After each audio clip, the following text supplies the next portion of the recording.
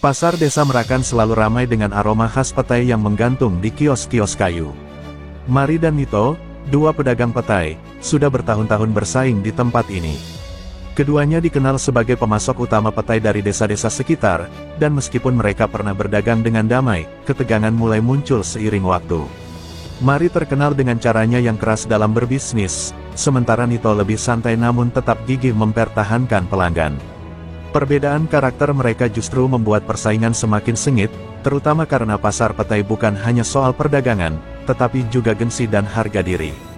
Hari itu, Mari mengamati dengan tatapan tajam saat melihat Nito menjual petainya dengan harga lebih murah dari biasanya. Ia merasa itu adalah strategi licik untuk merebut pelanggan. Beberapa pembeli yang biasa membeli darinya mulai melirik dagangan Nito. "Petai murah tapi tetap bagus," kata salah satu pelanggan, membuat Mari mendengus kesal. Ia tahu bahwa Nito mendapatkan petainya dari sumber yang sama, tapi menjual lebih murah berarti merusak pasaran. Di sudut lain pasar, Nito merasa puas melihat para pelanggan mendekatinya. Ia tahu Mari tidak suka persaingan semacam ini, tapi baginya, berdagang adalah soal strategi. Dalam hatinya, ia merasa tidak melakukan kesalahan.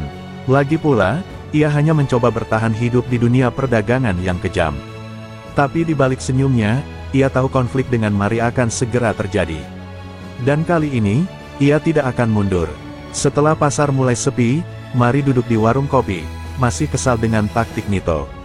Ia berbicara dengan beberapa teman sesama pedagang tentang bagaimana harga petai semakin tidak terkendali karena ulah Nito. "Kalau begini terus, bisa-bisa harga jatuh. Kita ini cari makan, bukan cari rugi," keluh Mari, menyesap kopinya dengan kasar. Beberapa pedagang lain mengangguk setuju, tapi mereka tahu bahwa urusan ini bukan sekadar masalah harga, melainkan harga diri. Di sisi lain, Nito juga berbincang dengan para pembeli dan pedagang lain. Ia merasa bahwa Mari terlalu serakah ingin menguasai pasar sendiri. "Kalau petai bisa dijual murah, kenapa harus mahal?" katanya kepada seorang pelanggan. Ia tahu betul bahwa Mari ingin mempertahankan dominasinya di pasar, dan Nito tidak mau terus-menerus tunduk.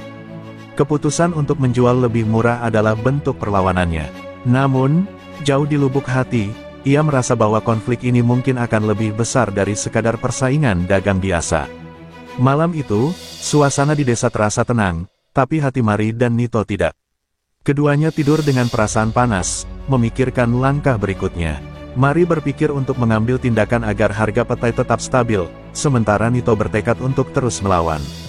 Di desa kecil seperti Merakan, konflik kecil bisa menjadi besar dalam sekejap, dan bagi mereka, harga petai kini bukan hanya soal bisnis, tetapi soal siapa yang lebih kuat. Tak banyak yang tahu, tapi perseteruan Mari dan Nito bukan hanya soal petai. Bertahun-tahun lalu, keluarga mereka pernah berselisih soal tanah warisan. Keluarga Mari menuduh keluarga Nito mengambil sebagian tanah sawah mereka tanpa hak, sementara keluarga Nito bersikeras bahwa tanah itu adalah milik leluhur mereka. Sengketa itu tidak pernah benar-benar terselesaikan, hanya mereda seiring waktu. Tapi kini, dengan persaingan dagang yang semakin panas, luka lama itu kembali menganga. Saat Mari mengingat kejadian itu, amarahnya semakin membuncah. Ia merasa Nito selalu menjadi penghalang dalam hidupnya, dari tanah hingga bisnis. Orang seperti dia harus dikasih pelajaran, pikirnya. Dulu, Mari mengalah karena tidak ingin memperpanjang urusan tanah, tapi sekarang, dengan dagangannya terancam, ia merasa tidak bisa tinggal diam. Baginya, Nito bukan hanya pesaing dagang, tapi musuh lama yang kembali mengusiknya. Di lain sisi, Nito juga mengingat masa lalu itu. Baginya, Mari dan keluarganya selalu merasa paling berhak atas segalanya. Dari tanah, dari pasar, dari kehidupan di desa. Ia lelah harus selalu mengalah. Sekarang, ia ingin membuktikan bahwa ia juga bisa berdiri sendiri. Tapi ia tahu bahwa jika Mari terus menyerangnya, satu-satunya jalan adalah perlawanan. Ia hanya belum tahu bahwa perlawanan ini akan berakhir dengan darah. Pagi itu, Mari dan Nito tidak sengaja berpapasan di sebuah jalan sempit di desa Tanggung. Jalan itu biasa dilewati pedagang yang hendak menuju ke kebun petai. Mereka awalnya hanya saling pandang, tetapi ketegangan terasa di udara. Tidak ada sapaan, hanya tatapan penuh kebencian yang menyiratkan amarah yang siap meledak kapan saja. Beberapa warga yang berada di sekitar mulai merasakan hawa tidak enak dan bergegas menjauh, takut terseret dalam konflik mereka. Tanpa aba-aba, Mari mulai membuka suara. Kau pikir bisa jual petai sesuka hatimu tanpa merusak pasar? Katanya dengan nada menuduh. Nito mendengus, melipat tangannya di dada. Aku jual dengan harga wajar. Kalau kau takut saingan, lebih baik berhenti dagang saja, balasnya. Kata-kata itu seperti bensin yang menyulut api dalam hati Mari. Ia melangkah mendekat, wajahnya merah padam. Nito pun tak mundur, siap menghadapi apapun yang akan terjadi. Beberapa warga mulai berusaha melerai, tapi sudah terlambat. Ucapan kasar mulai terlontar, ancaman mulai ditebarkan. Kalau kau merasa jago, kita selesaikan ini dengan cara lelaki, ujar Mari, suaranya penuh tantangan. Nito menyipitkan matanya, menyadari bahwa tidak ada jalan mundur. Carok, tanyanya pelan, memastikan. Mari mengangguk, lalu meludah ke tanah. Carok, ulangnya, dan dengan itu, nasib mereka berdua sudah ditentukan. Suasana desa Tanggung semakin panas. Beberapa warga yang mendengar pertengkaran Mari dan Nito hanya bisa menggelengkan kepala, menyadari bahwa konflik ini sudah melewati batas. Seorang pria tua mencoba menasihati mereka, mengatakan bahwa Carok bukan jalan yang bijak, tetapi suaranya tenggelam di tengah amarah yang membara. Mari dan Nito sudah saling berhadapan, mata mereka tajam penuh dendam. Bagi mereka, ini bukan hanya soal petai, bukan hanya soal bisnis, ini soal harga diri yang tidak bisa diinjak-injak. Nito menarik napas dalam, mencoba menahan emosinya. Mari, kita bisa bicara baik-baik. Kita bukan anak kecil yang harus bertarung sampai mati hanya karena petai, katanya dengan nada lebih tenang. Namun, bagi Mari, ucapan itu terdengar seperti penghinaan. Bicara, kau sudah menghancurkan pasarku, kau pikir aku akan membiarkan itu? Bentaknya, tangannya mengepal, gemetar menahan amarah. Semua kejengkelan yang ia pendam selama ini memuncak. Ia tidak bisa mundur lagi. Tanpa aba-aba, Mari mencabut celurit yang terselip di pinggangnya. Beberapa orang menjerit, mundur menjauh. Nito pun merogoh balik ikat pinggangnya dan mengeluarkan senjata serupa. Udara tiba-tiba terasa dingin meskipun matahari bersinar terik.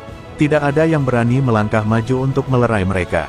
Semua tahu, Carok tidak akan berhenti sampai salah satu atau bahkan keduanya tumbang.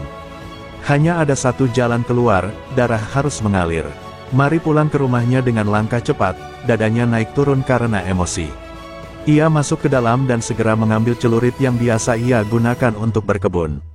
Namun, kali ini bukan untuk menebang dahan atau membersihkan kebun, celurit ini akan digunakan untuk bertarung. Istrinya, yang melihat gelagat aneh dari suaminya, segera bertanya, "Ada apa, Mari?" Suaranya penuh kekhawatiran, karena ia tahu suaminya bukan orang yang mudah melepaskan dendam. Mari menoleh dengan mata penuh kebencian. "Ini soal harga diri. Aku tidak bisa membiarkan Nito terus merendahkanku," katanya keras. Istrinya mencoba mencegah, menarik lengannya, tetapi Mari menepisnya dengan kasar. "Kau tidak mengerti," lanjutnya, sebelum keluar dan meninggalkan rumah. Istrinya hanya bisa menangis, tahu bahwa suaminya tidak akan pulang dengan selamat jika benar-benar melakukan carok. Di sisi lain desa, Nito duduk termenung di beranda rumahnya. Ia tahu, tidak ada jalan untuk menghindar. Mari pasti akan menunggunya besok pagi, dan jika ia tidak datang, seluruh desa akan menganggapnya pengecut. Ia menghela napas panjang sebelum mengambil celurit yang tergantung di dinding. Istrinya hanya bisa menatap dengan mata berkaca-kaca. "Haruskah kau melakukan ini?" bisiknya. Nito menatapnya lama, lalu mengangguk pelan. "Ini bukan hanya soal petai, ini soal harga diri." Malam itu, seluruh desa berbisik tentang carok yang akan terjadi esok pagi. Berita menyebar dengan cepat, dan banyak orang merasa gelisah. Beberapa lelaki tua berkumpul di balai desa, mendiskusikan bagaimana mencegahnya, tetapi mereka tahu, saat Carok sudah ditantang, tidak ada yang bisa menghentikan. Carok bukan sekadar perkelahian, tetapi pertarungan hidup dan mati yang sudah menjadi bagian dari harga diri laki-laki Madura. Di rumah Mari, ia mengasah celuritnya dengan hati-hati. Setiap gesekan batu asah dengan mata pisau terdengar seperti lonceng kematian. Ia teringat semua penghinaan yang ia rasakan selama ini, bagaimana Nito selalu menjadi penghalangnya. Sekarang, saatnya membuktikan siapa yang lebih kuat. Ia tidak peduli dengan akibatnya, yang ia tahu hanya satu hal, ia tidak akan mundur. Sementara itu, Nito duduk diam di halaman rumahnya, mengamati bintang-bintang di langit. Ia tahu mungkin ini malam terakhirnya. Dalam hatinya, Ada sedikit ketakutan, tetapi ia juga merasa sudah siap. Ia tidak bisa mundur, karena jika ia tidak datang, seluruh desa akan menganggapnya pengecut. Ia meraba pegangan celuritnya, menguatkan hati. Besok, pertarungan akan terjadi, dan entah ia atau Mari, salah satu dari mereka tidak akan pulang dengan selamat. Fajar menyingsing, dan udara pagi terasa lebih dingin dari biasanya. Desa Tanggung yang biasanya ramai dengan suara ayam berkokok dan orang-orang pergi ke kebun, kini terasa sunyi. Semua orang tahu, hari ini adalah hari Carok. Beberapa warga diam-diam berjalan menuju lokasi yang telah ditentukan, tempat di mana Mari dan Nito akan bertarung. Tidak ada yang ingin melewatkan peristiwa ini, meskipun mereka juga tidak ingin terlalu dekat dengan bahaya. Mari tiba lebih dulu di lokasi, sebuah tanah lapang di pinggir desa, dikelilingi pohon-pohon jati. Ia berdiri tegap, celurit di tangan, menunggu Nito. Matanya tajam, tubuhnya dipenuhi ketegangan. Beberapa menit kemudian, Nito muncul dari balik pepohonan, langkahnya mantap. Kedua pria itu saling menatap, tidak ada lagi kata-kata, tidak ada lagi negosiasi. Ini adalah titik akhir dari semua dendam yang mereka simpan selama bertahun-tahun. Seorang lelaki tua berdiri di antara mereka, memberikan aba-aba dengan suara berat, jika ini jalan yang kalian pilih, maka selesaikanlah. Tidak ada yang bertepuk tangan, tidak ada sorakan. Semua orang hanya menahan napas, menunggu. Saat lelaki tua itu melangkah mundur, Mari dan Nito mulai bergerak, celurit mereka siap menari di udara. Pertarungan yang tak terhindarkan akhirnya dimulai. Dalam sekejap, celurit Mari melesat cepat ke arah Nito. Udara di antara mereka terasa berat oleh ketegangan yang membara. Nito dengan gesit menghindar, tetapi bilah tajam itu sempat menggores lengannya, membuat darah segar merembes dari kulitnya. Warga yang menonton menahan napas, tak ada yang berani bergerak atau bersuara. Ini bukan lagi pertengkaran biasa, ini adalah pertarungan yang hanya bisa berakhir dengan kematian. Nito menggeram, rasa perih di lengannya memicu amarahnya. Dengan celurit di genggaman, ia melangkah maju, bersiap membalas. Serangan balasan dari Nito datang cepat dan ganas. Celuritnya meluncur dari arah samping, nyaris mengenai perut Mari. Namun, Mari lebih lincah, ia melangkah mundur dengan cepat, menghindari sabetan maut itu. Namun, pertahanan itu tak sempurna. Ujung celurit Nito masih sempat menorehkan luka di bahu Mari, membuatnya menyeringai kesakitan. Beberapa warga yang menonton mulai berbisik, beberapa menutup mata tak sanggup melihat darah yang terus mengalir. Namun, pertarungan belum berakhir. Dengan nafas memburu, Mari maju lagi. Kali ini, serangannya lebih ganas. Ia tidak lagi berpikir tentang strategi atau kehati-hatian, ia hanya ingin menebas lawannya. Dengan kekuatan penuh, ia mengayunkan celurit ke arah perut Nito. Nito mencoba menangkis, tetapi terlambat, bilah tajam itu berhasil menembus sisi kiri perutnya. Nito terhuyung, darah mulai membasahi pakaiannya. Ia menggertakkan giginya, menahan rasa sakit. Tapi meskipun tubuhnya melemah, ia belum menyerah. Darah terus mengalir dari luka di perut Nito, menetes ke tanah yang kering. Ia tahu, lukanya dalam, tetapi ia tidak bisa jatuh begitu saja. Dengan seluruh tenaga yang tersisa, ia mencengkeram celuritnya lebih erat dan mengayunkan serangan balik ke arah Mari. Kali ini, Mari yang lengah. Bilah tajam itu menghantam punggungnya, membuatnya tersentak. Ia terhuyung ke depan, lututnya hampir menyentuh tanah. Nito tidak menyia-nyiakan kesempatan itu. Dengan gerakan cepat, ia mengangkat celuritnya tinggi-tinggi dan menebaskannya ke arah kepala Mari. Namun, Mari masih cukup sadar untuk menghindar ke samping. Tebasan itu akhirnya mendarat di bahunya, menciptakan luka dalam yang langsung mengalirkan darah. Mari mengerang, merasakan panas dan perih yang membakar tubuhnya. Namun, ia tetap berdiri. Ia tahu, jika ia jatuh lebih dulu, segalanya akan berakhir. Dua pria itu kini berdiri dengan tubuh berlumuran darah, napas mereka berat dan langkah mereka mulai melemah. Warga yang menyaksikan masih terdiam, tidak ada yang berani mendekat. Ini bukan sekadar perkelahian, ini adalah duel sampai mati.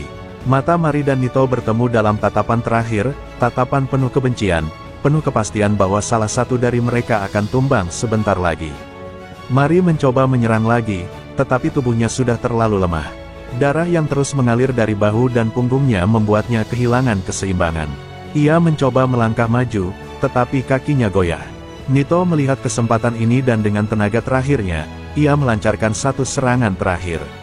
Celuritnya menebas sisi perut Mari, membuatnya akhirnya jatuh berlutut. Beberapa warga menutup mulut, terkejut melihat Mari tumbang lebih dulu.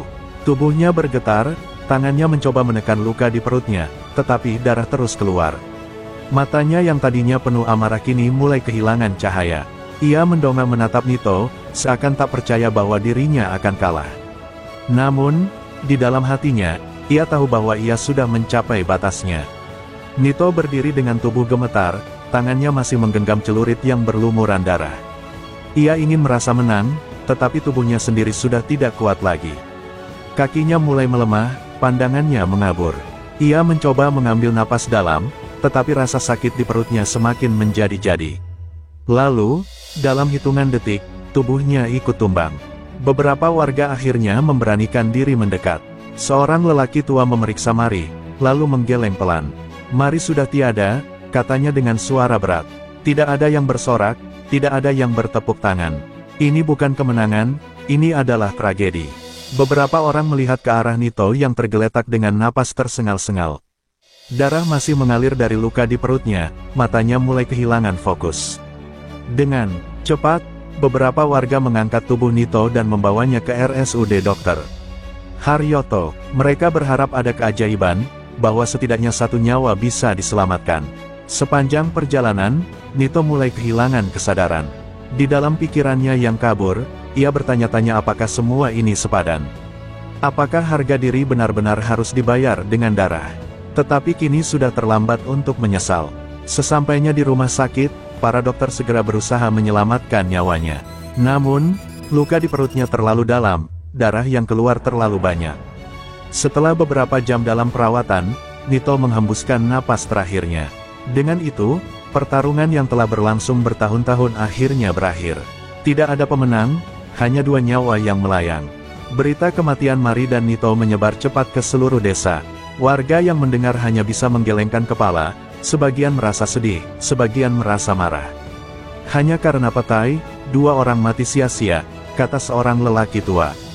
Tetapi bagi banyak orang, mereka tahu bahwa ini bukan hanya soal petai, ini adalah soal harga diri yang tak bisa dikompromikan. Keluarga Mari menangis di rumah duka, sementara istri dan anak-anak Nito berpelukan dalam kesedihan. Dua keluarga ini kini kehilangan kepala rumah tangga mereka. Dulu, mereka hanya bersaing dalam bisnis, tetapi sekarang, mereka kehilangan lebih dari sekadar keuntungan, mereka kehilangan orang yang mereka cintai. Namun, meskipun mereka berduka, mereka tahu bahwa dendam ini mungkin belum benar-benar selesai. Di pasar, tempat Mari dan Nito dulu berjualan, suasana terasa berbeda. Tak ada lagi teriakan mereka, tak ada lagi persaingan sengit. Beberapa pedagang yang dulu sering melihat pertengkaran mereka hanya bisa diam, merenungkan apa yang telah terjadi. Pasar kehilangan dua pedagangnya, tetapi lebih dari itu, desa kehilangan dua nyawa yang seharusnya bisa memilih jalan lain. Rumah duka di desa Tanggung dipenuhi suara isak tangis. Di rumah Mari, istrinya meratap di sudut ruangan, memeluk anak-anak mereka yang masih kecil. Beberapa kerabatnya berusaha menenangkannya, tetapi kesedihannya terlalu dalam. Ia tidak hanya kehilangan suami, tetapi juga sosok yang selama ini menjadi tulang punggung keluarga. Semua ini karena dendam yang tak berujung, gumam seorang saudara Mari, menatap tubuh kakaknya yang terbujur kaku di atas tikar putih. Di rumah Nito, situasinya tak jauh berbeda. Istrinya menangis sambil menggenggam kain putih yang menutupi jasad suaminya. Anak-anaknya yang sudah lebih dewasa hanya bisa diam, wajah mereka penuh kebingungan dan kemarahan. Salah satu anaknya, Arman, mengepalkan tangan dengan mata penuh dendam. Ayah mati di tangan Mari. Apakah kita akan diam saja? Bisiknya kepada pamannya, yang hanya bisa menghela napas berat. Semua orang tahu bahwa dendam bisa berlanjut, tetapi haruskah semuanya berakhir dengan darah lagi? Sementara itu, di desa, warga mulai bergosip tentang apa yang akan terjadi selanjutnya. Beberapa orang percaya bahwa carok ini seharusnya menjadi yang terakhir, tetapi yang lain khawatir bahwa keluarga Nito tidak akan tinggal diam. Dendam dalam budaya mereka bukan sesuatu yang mudah dilupakan. Jika satu nyawa diambil, seringkali ada nyawa lain yang harus dibayar. Aku hanya berharap ini benar-benar sudah selesai, kata seorang lelaki tua sambil menyalakan rokoknya, meskipun dalam hatinya, ia ragu. Arman duduk di tepi rumahnya, menatap langit sore yang mulai memerah. Di dadanya, amarah masih membara. Ia tumbuh dengan keyakinan bahwa keluarga adalah segalanya, dan sekarang, ayahnya telah direnggut darinya. Bagaimana mungkin ia bisa membiarkan hal ini berlalu begitu saja? Pamannya, Burhan, duduk di sampingnya, memperhatikan anak muda itu dengan tatapan penuh pertimbangan. "Arman, aku tahu apa yang ada di pikiranmu," kata Burhan akhirnya. "Tapi Carok sudah terjadi. Nito dan Mari sama-sama mati. Jika kau memulai lagi, ini tak akan pernah selesai." Arman menoleh, matanya berkilat. "Tapi mereka yang memulainya. Ayah tidak bersalah." Suaranya bergetar karena emosi. Burhan menghela napas. "Tidak ada yang benar-benar menang dalam Carok, nak. Lihat keluargamu sekarang, kau ingin mereka kehilanganmu juga." Namun, kata-kata Burhan tak mampu sepenuhnya meredam dendam di hati Arman. Dalam keheningan, ia menggenggam celurit peninggalan ayahnya. Ia tahu bahwa melanjutkan pertumpahan darah akan berisiko, tetapi hatinya sudah dipenuhi amarah. Di tempat lain, keluarga Mari juga berbicara soal kemungkinan balas dendam dari pihak Nito. Mereka bersiap jika sewaktu-waktu keluarga lawan datang menuntut darah. Ketegangan di desa itu belum benar-benar usai. Beberapa hari setelah pemakaman Mari dan Nito, suasana di desa masih mencekam. Warga yang biasanya beraktivitas di pasar kini lebih berhati-hati. Mereka tahu bahwa dendam bisa meletus kapan saja. Beberapa orang melihat Arman sering pergi ke tempat sepi, membawa senjata di balik bajunya. Kabar itu membuat orang-orang semakin resah. Di sisi lain, keluarga Mari tidak tinggal diam. Adik Mari, seorang pria bernama Farid, mulai memperhatikan gerak-gerik Arman. Ia tahu bahwa pemuda itu tidak akan tinggal diam setelah kematian ayahnya. "Kita harus bersiap, dia pasti akan mencari kita," kata Farid kepada saudara-saudaranya. Mereka mulai memperketat penjagaan rumah dan selalu membawa senjata saat bepergian. Kepala desa akhirnya turun tangan.